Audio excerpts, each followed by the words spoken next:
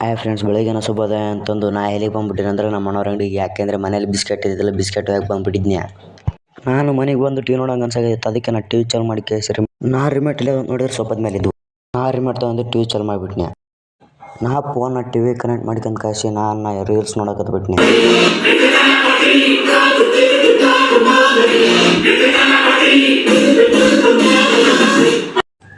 ನಮ್ಮ ಅಣ್ಣ ಕೂಡ ಗಾಡಿ ತಂದ್ಬಿಟ್ಟು ನಾವು ಎಲ್ಲಿ ಹೊಂಟುಬಿಟ್ಟಿದ್ವಿ ಅಂದ್ರೆ ಗದ್ದೆಡ್ಕಿಗೆ. ಯಾಕಂದ್ರೆ ಜಾತ್ರೆ ಇತ್ತು ಅದಕ್ಕೆ.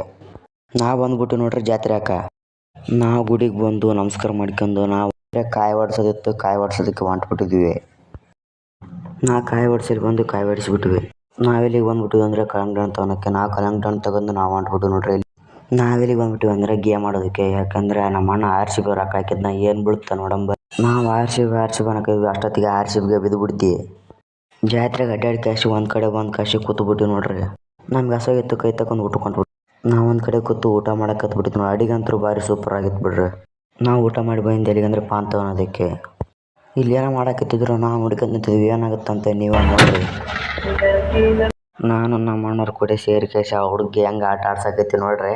ನಾವು ಆ ಹುಡುಗ ಸ್ಪೆಟ್ ಕೊಡ್ತೀವಿ. ಆ ಹುಡುಗ ನೋಡ್ರಿ ಹೆಂಗೆ ಮಾಡ್ತಾನೆ ಅಂತಂದು.